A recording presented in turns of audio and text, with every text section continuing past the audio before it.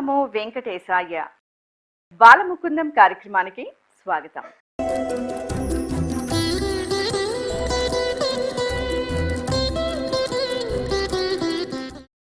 మన పూర్వీకుల పరంపరను అర్థం చేసుకుంటూ భక్తి భావాన్ని కళల రూపంలో అందించాలన్న తపనతో ఉన్న చిన్నారులకు ఇదే మా సాదర స్వాగతం. చిన్నారుల హృదయాల్లో విరాజిల్లే భక్తిని, సంప్రదాయాలను, అలాగే వారి ప్రతిభను వెలుగులోకి తీసుకురావడమే మా ఈ కార్యక్రమ ముఖ్య ఉద్దేశం. ఈనాటి కార్యక్రమానికి విశ్లేషకులుగా గురువుగారు శ్రీ ఇంద్రగంటి సత్యకిషోర్ గారు వ్యవహరించనున్నారు. మరి వారిని కూడా కార్యక్రమానికి సాదరంగా స్వాగతిస్తూ కార్యక్రమంలో మొదటి అంశం శ్లోక పఠనం.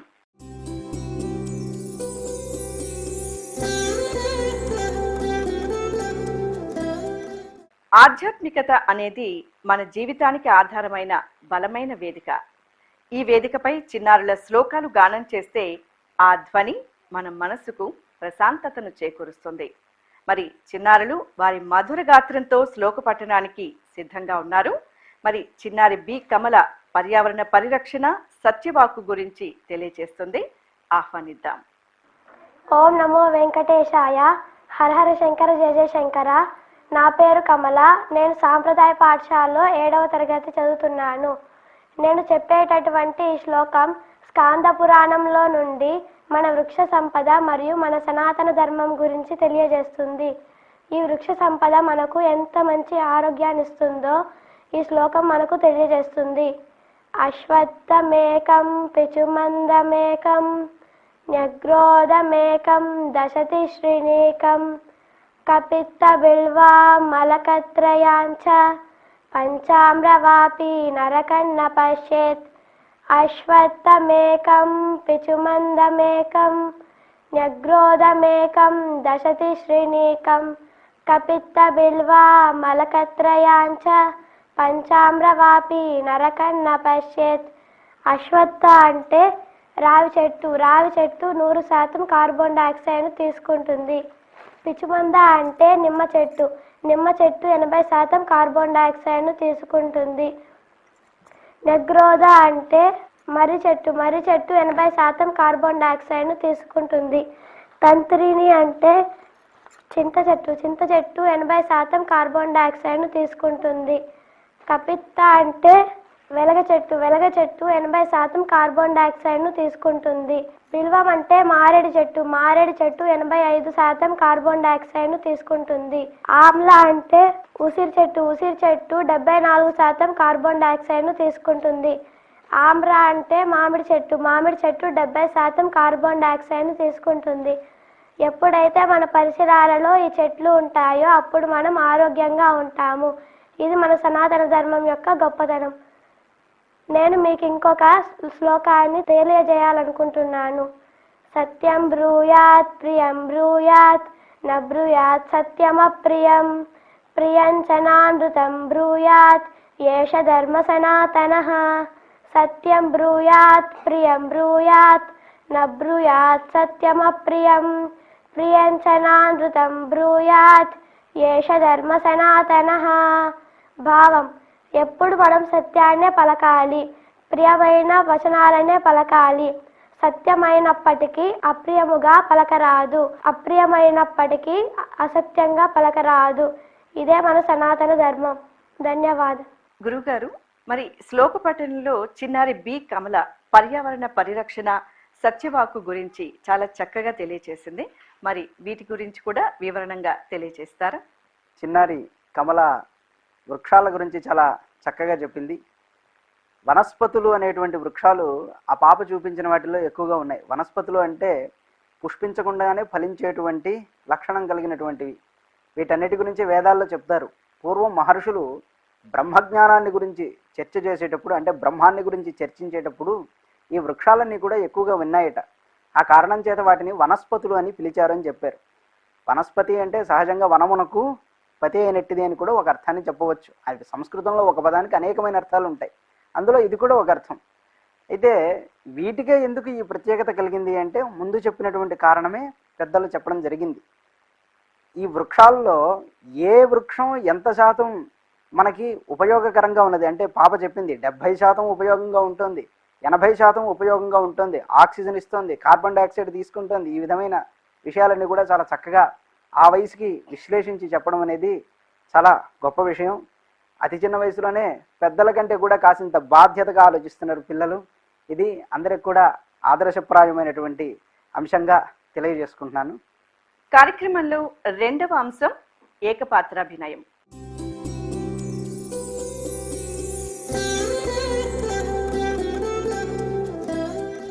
ఇందులో ఆర్ తనుశ్రీ శ్రీ ఆది శంకరాచార్యులుగా తన అభినయాన్ని, ఆది శంకరాచార్యుల వారి గురించి కొన్ని ఘట్టాలను తెలియజేయనున్నారు. ఆహ్వానిద్దాం. ఓం నమో వెంకటేశాయ. హరహర శంకర, జయ జయ శంకర. నా పేరు ఆర్ తనుశ్రీ. నేను సాంప్రదాయ పాఠశాల 8వ తరగతి చదువుతున్నాను. ఈరోజు ఏకపాత్ర అభినయంగా శంకరాచార్య స్వామివారిగా చేయబోతున్నాను. సదాశివ సమారంభం శంకరాచార్య మధ్యమం అస్మదాచార్య పర్యంతం వందే గురు పరంపరం. భారతీయ సమాజంలో హిందూ మతంలో స్పష్టత, ఐక్యత కలిగి ఉంది. ఎందరో మహర్షుల నోట అంతర్యామి వాక్కులుగా పలుకబడిన శక్తి వేదములాగా ప్రకాశిస్తున్నాయి. విశ్వవ్యాప్తంగా మనోకర్మల నుండి స్వయంగా మహాపురుషుల నోటి నుండి వచ్చినవి వేదములు. అటువంటి వేదములకు భాష్యమును తెలియజేసి సిన్ముద్రతో మౌనంతో జ్ఞానముని తెలిపి దక్షిణామూర్తి రూపమైన సాక్షాత్ పరమశివుని ఉత్తరాయణ పుణ్యకాలంలో వైశాఖ శుద్ధ పంచమి నాడు మాతృదేవత ఆర్యాంబ గర్భంలో అవతరించి తిని 3వ ఏటికే తండ్రి కోల్పోయిన నాకు 5వ ఏటినే ఉపనయన సంస్కారం జరిగింది. బ్రహ్మచారి దీక్ష అనుసరిస్తున్న నేను మధుకరం కోసం భిక్షాటనకు వెళ్లిన సమయంలో ఒక పేద బ్రాహ్మణుడి ఇంటి ఇల్లాలికి భిక్ష సమర్పించడానికి ఏమీ లేని కారణమున ఆమె ఒక ఉసిరికాయను ప్రసాదించింది. ఆ తల్లి దీన అవస్థతను చూసి సంపదలకు అధిదేవత అయిన ఆ మహాలక్ష్మిని కనకర స్తోత్రంతో స్తుతించగా ఆ గృహమున కనక ఉసిరికాయలు దారగా అనుగ్రహించింది. ఆ తరువాత ధర్మం కోసం శిష్యులకు మఠములను ప్రసాదించి ఆ తర్వాత నేను శివైక్యం చెందాను. హరహర శంకర, జయ జయశంకర. గురువుగారు, ఆర్ తనుశ్రీ శ్రీ ఆది శంకరాచార్యులుగా చక్కటి అలంకరణలో మన ముందుకు వచ్చింది. మరి ఆది శంకరాచార్యుల వారి గురించి కూడా మాకు సవివరంగా తెలియచేయండి. తనుశ్రీ శంకరాచార్యుల వారి వేషాన్ని ధరించి బాలశంకరులుగా కనబడుతూ మనకి శంకరుల జీవితంలో జరిగిన అంశాలన్నింటినీ కూడా వివరించడం జరిగింది. శంకర సాక్షాత్ అంటారు. శంకరులు అంటే సాక్షాత్తు శంకరుడే. కైలాస శంకరుడు కదిలే శంకరుడు అయినాడు. మనం ఈనాడు అనుకుంటూ ఉంటాం హిందూ ధర్మానికి చాలా గడ్డుకాలం ఏర్పడింది, అనేక మంది మనల్ని ఆక్రమిస్తున్నారు అని. కానీ నిజానికి ఇంతకంటే భయంకరమైన పరిస్థితులన్నీ కూడా శంకర భగవత్పాదులు ఈ భూమి మీద అవతరించే నాటికి చాలా ఉన్నాయి. శంకరులు ఆవిర్భవించే నాటికి 72 అవైదికమైన మతాలన్నీ కూడా ఈ భారతదేశంలో ఉండడం జరిగింది. చారవాకులేంటి, జైనులేంటి, బౌద్ధులేంటి, ఇలా చెప్పుకుంటూ పోతే చాలామంది అనేక మంది వాళ్ళ సిద్ధాంతాలనే స్థాపించుకుంటూ వేదాన్ని దూషణం చేయడం మొదలుపెట్టారు. అలాంటి సందర్భంలో తన జ్ఞానమనే ఖడ్గాన్ని ధరించి అజ్ఞానాన్ని అంతటినీ కూడా ధ్వంసం చేసి లోకంలో వేదం యొక్క కీర్తిని వ్యాపింపజేసినటువంటి మహనీయులు శంకర భగవత్పాదుల వారు. సామాన్యం కాదు. అందులో చారవాకులు, నాస్తికులు కొంతమంది ఉంటారు. చారు వాకు వాడి పేరే. వినడానికి చాలా బాగుండేటువంటి మాటలన్నీ చెప్తారు, కానీ అందులో సారం అనేది ఉండదు. రుణం కృత్వా ఘృతం పిబేత్ అంటాడు. అప్పు చేసి నెయ్యి తాగడమే జీవితం యొక్క పరమార్థం, ఇది తప్ప ఏదీ లేదని అందరికీ కూడా బోధిస్తూ ఉండేటువంటి రోజులవి. అంటే ఎలాంటి ప్రమాదకరమైన స్థితి సమాజంలో ఉంటుందో మనం ఊహించుకోవచ్చు. అలాంటి పరిస్థితుల నుంచి కూడా శంకర భగవత్పాదులు సమాజాన్ని కాపాడారు. ఈనాడు మనం అందరం కూడా హిందూ ధర్మాన్ని అవలంబిస్తున్నామంటే, ఏ ధర్మం వారైనా సరే వాళ్ళ ధర్మాన్ని సక్రమంగా నిర్వర్తించుకుంటున్నారు అంటే, ఏ సంప్రదాయం వారైనా, దానికి శంకర భగవత్పాదులే కారణం అనడం అతిశయోక్తి కానే కాదు. అందువలన శంకరుల యొక్క గాథ ఈ విధంగా వినడం అనేది చాలా ఆనందదాయకంగా ఉన్నది. తనుశ్రీకి ఆశీర్వచనాలు. కార్యక్రమంలో 3వ అంశం కళా వైభవం.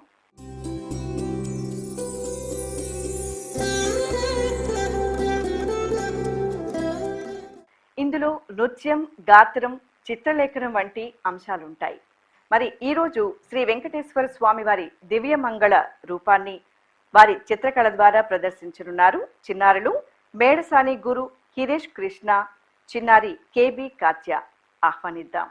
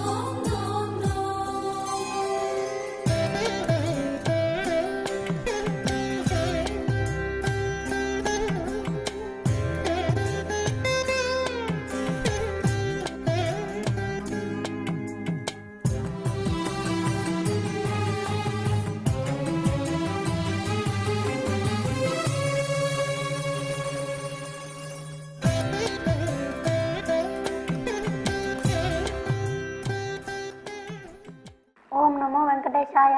నా పేరు ఎంజి హిరేష్ కృష్ణ.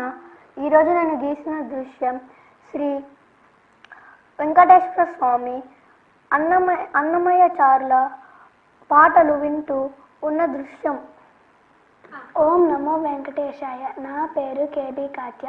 భారతీయ విద్యా భవన్లో 4వ తరగతి చదువుతున్నాను. ఈరోజు నేను ఒక బొమ్మని గీశాను. ఈ బొమ్మ వెంకటేశ్వర స్వామి ప్రతిరూపం, నామం సుప్రభాత సేవ అప్పుడు పరదాలు తీసినట్టు ఊహించుకొని ఈ బొమ్మని గీశాను. ధన్యవాదాలు. గురుగారు, ఈనాటి కళా వైభవంలో చిత్రలేఖనంలో శ్రీ వెంకటేశ్వర స్వామి వారి దివ్యమంగళ స్వరూపాన్ని చిన్నారులు చాలా చక్కగా అలాగే ఎంతో హృదయంగా చిత్రలేఖనం ద్వారా ప్రదర్శించారు. మరి శ్రీ వెంకటేశ్వర స్వామి వారి వైభవాన్ని గురించి అలాగే చిన్నారుల ఈ చిత్రలేఖనం గురించి కూడా మాకు తెలియచేయండి. చక్కటి కళని ప్రదర్శించారు చిన్నారులు ఇద్దరు కూడా. చిత్తం బాగుంటే చిత్రం బాగుంటుంది, లేకపోతే అది విచిత్రంగా ఉంటుంది. అప్పుడు మనం చిత్రమైన పాటలన్నీ పడాల్సి వస్తుంది దాన్ని చూడడానికి. అట్లాంటిది పసిపిల్లల మనస్సు ఎంత స్వచ్ఛంగా ఉంటుందో అలాగే వాళ్ళు గీసిన చిత్రాలు కూడా అంత బాగున్నాయి. పైగా ఆ పాప చెప్తోంది ఊహించుకుని గీశానని. అది కావలసినటువంటిది. ఏదో ఉన్నది మక్కిగా దింపేటువంటి చదువులు ఈనాడన్నీ కూడా. ఒకళ్ళు ఏది చెప్తే దాన్ని అప్పజెప్పడమే ఈనాటి చదువుల్లో ఎక్కువగా ఉన్నది. ఊహాజనితమైనటువంటి చదువులు చాలా తక్కువగా ఉన్నాయి. పిల్లల్లో ఈ సృజనాత్మకత అనేది పెరగడానికి ఈ చిత్రలేఖనం అనేది చాలా ఉపయోగపడుతుంది. ఆ పాప ఇంత చక్కగా చెప్తోంది. వెంకటేశ్వర స్వామికి తెర తీస్తున్నట్టుగా తానే ఊహించుకుని గీశానని చెప్తోంది.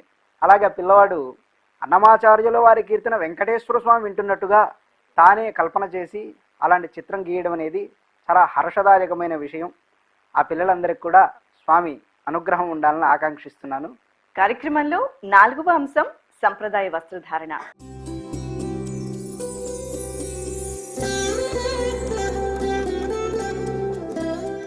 మన సంప్రదాయ వస్త్రధారణ కేవలం అలంకరణ కోసం మాత్రమే కాదు, అవి మన సంస్కృతి ఆచారాలను కూడా ప్రతిబింబింపజేస్తుంది. మరి అనసూయాదేవి అలంకరణలో చిన్నారి దీక్షిత మన ముందుకు వస్తోంది. ఆహ్వానిద్దాం. ఓం నమో వెంకటేశాయ. హర శంకర, జై జై శంకర. నా పేరు దీక్షిక. నేను 7వ తరగతి చదువుతున్నాను. నేను ఇప్పుడు అనసూయ అనే పాత్రం గురించి చెప్పబోతున్నాను. హిందూ పరమ పవిత్ర గ్రంథాలలో నా నామానికి ఒక మంచి ప్రాముఖ్యత ఉంది. అసూయ లేనిది అంటే అనసూయ. నేను అత్రి మహర్షి యొక్క ధర్మపత్నిని. ప్రజాపతి కర్దముడు నా తండ్రి వర్యులు, దేవహుతి నా మాతృమూర్తి, నా కుమారుడు త్రిమూర్తుల స్వరూపమైన దత్తాత్రేయుడు. నా ఆశ్రమం మధ్యప్రదేశ్లోని చిత్రకూట్ వద్ద 16 కిలోమీటర్ల దూరంలో అడవిల మధ్యలో మందాకిని నైత్యంలో రోజంతా పక్షుల గానంతో నివసిస్తున్నాను. శ్రీరామచంద్రుని ధర్మపత్ని సీతాదేవికి సతిత్వం గురించి తెలిపాను. నన్ను అందరూ అనసూయాదేవి అని కూడా పిలుస్తారు. గురువుగారు, కార్యక్రమంలో చివరి అంశం సంప్రదాయ వస్త్రధారణ. ఇందులో అనసూయదేవి అలంకరణలో దీక్షిత ఎస్ కామత్ చక్కటి అలంకరణతో మన ముందుకు వచ్చారు. మరి అనసూయాదేవి అలంకరణ గురించి కూడా చిన్నారులకు సవివరంగా తెలియచేయండి. చక్కటి అనసూయమ్మ గురించి పాప ఇప్పుడు తెలిపింది. అనసూయ అంటే సామాన్యమైనటువంటి పతివ్రత కాదు. ఆ మహాతల్లి త్రిమూర్తుల్ని కూడా చిన్న పిల్లలాగా లాలించింది అని చెప్తారు. మనకి పురాణాల్లో ప్రసిద్ధమైన శ్లోకం ఒకటి ఉన్నది. గోభిర్ విప్రైశ్చ వేదైశ్చ సతీభి సత్యవాదిభి అలుబ్ధైర్ దానశీలైశ్చ సప్తభిర్ ధార్యతే మహి అంటారు. గోవుల చేత, విప్రుల చేత, వేదముల చేత, అలాగే పతివ్రతల చేత కూడా ఈ భూమి ధరింపబడుతోంది అంటారు. ఎలా ధరింపబడుతోంది అంటే, వర్షం ఎప్పుడైతే ఈ భూమి మీద చక్కగా ఉంటుందో అప్పుడే ఈ జీవులన్నీ కూడా కళకళలాడుతూ ఉంటాయి. అంటే ఆహారం దొరికి చక్కటి సుఖ సంతోషాలతో ఉంటాయి. అతివృష్టి వచ్చినా అనావృష్టి వచ్చినా లోకమంతా కూడా సమతౌల్యాన్ని కోల్పోతూ ఉంటుంది. ఇది సహజంగా లోకంలో ఉన్నటువంటి విధియే. అయితే వర్షం పడాలి అంటే జీవుల యొక్క పుణ్యమే కారణం అని మనకి పెద్దవాళ్ళు ధర్మశాస్త్రాల్లో నిర్దేశించారు. ఈ పుణ్యం ఎలా కలుగుతుంది అంటే, గోవుల వల్ల కొంత పుణ్యము, విప్రుల వల్ల కొంత పుణ్యం, వేదాల వల్ల కొంత పుణ్యం, అంటే వాటిని అనుష్ఠానం చేయడం వల్ల, వేదాలని బాగా అనుష్ఠించడం వల్ల కొంత పుణ్యం కలిగి ఆ పుణ్యం వల్ల ఒక వాన కురుస్తుంది అని చెప్తారు. అలాగే పతివ్రతల యొక్క పుణ్యం వల్లనే వర్షం అనేది కురుస్తుంది అని చెప్పారు మనకి. అందుకోసం ఈ మాట చెప్పడం. ఎంతకాలం అయితే పతివ్రతలు ఈ భూమి మీద ఉంటారో అంతవరకు జీవులన్నీ కూడా ఆకలి బాధ లేకుండా ఉంటాయి. పుణ్యం అంటే సామాన్యమా? చెప్పడానికి చాలా చిన్న పదమే కానీ అది చాలా విలువైన బరువైనటువంటి పదం. అలాంటి పుణ్యమూర్తి శ్రీ అనసూయామాత సాక్షాత్తు దత్తాత్రేయ భగవానుడికే తెల్లైనటువంటిది. మనకి రామాయణంలో కూడా అనసూయామాత సీతాదేవికి పాతివ్రత్య ధర్మాన్ని బోధించినట్లుగా మనకి కనబడుతూ ఉన్నది. అట్లాంటి అనసూయామాత గురించి, అనసూయ ఆశ్రమం ఎక్కడున్నదో చిన్నారి ఇప్పుడు మనకి తన యొక్క అభివ్యక్తీకరణ ద్వారా మనకి తెలిపినది. చిన్నారికి నా ఆశీస్సులు, నమస్కారం. కార్యక్రమంలో చిన్నారిని ఉద్దేశించి ఏవైనా 2 మంచి మాటలను తెలియజేస్తారా? వేదం చెప్పినటువంటిది మాతృదేవో భవ, పితృదేవో భవ, ఆచార్యదేవో భవ. 100 ఏళ్ల పాటైనా సరే మనిషి నేర్చుకోవాల్సింది ఇదే. తల్లిదండ్రుల్ని చక్కగా చూసుకోవడం, చదువు చెప్పిన గురువు పట్ల గౌరవంగా ప్రవర్తించడం. ఈ 3 లక్షణాలు ఎవరిలో ఉంటాయో వాడు ఎప్పుడూ కూడా సమాజం పట్ల బాధ్యతగానే నడుచుకుంటాడు. ఈ 3 ఎవరిలో లోపిస్తాడో అక్కడి నుంచే వాడు పశువులాగా ప్రవర్తిస్తూ ఉంటాడు. కనుక పసిపిల్లలు చిన్నప్పటి నుంచే నేర్చుకోవాల్సింది ఇదే. తమ తల్లిదండ్రులు చెప్పినప్పుడు మాట వినం, పక్కవాడు అలా ఉన్నాడు, మాకు ఇది లేదు, మేము కూడా ఇలా ఉండాలని అనుకోకూడదు. మన తల్లిదండ్రులు మనకి ఏ విధంగా చెప్పారో అదే విధంగా జీవించడం అనేది నేర్చుకుంటే మీ ద్వారా సమాజం అంతా బాగుంటుంది. తద్వారా తల్లిదండ్రులు కూడా ఆనందంగా ఉంటారు. నూతనమైనటువంటి నవీనమైన సమాజం అంతా కూడా నిర్మాణం అవుతుంది. ఈ విధంగా నేను చెప్పదలుచుకున్న మంచి మాటలను చెప్పాను. పిల్లలందరూ కూడా ఆచరిస్తారని ఆశిస్తున్నాను. నమస్కారం. ఈనాటి బాలముకుందం కార్యక్రమంలో చిన్నారులు తమ గొప్ప ప్రదర్శనల ద్వారా భక్తి భావాన్ని, ఆధ్యాత్మికతను, అలాగే వారి వారి ప్రదర్శనల ద్వారా ఎంతగానో మనకు ప్రేరణ కలిగించారని ఆశిస్తూ మరో భాగంలో మరో కొంతమంది చిన్నారులతో బాలముకుందం కార్యక్రమంలో మళ్ళీ కలుసుకుందాం. ఓం నమో వెంకటేశాయ.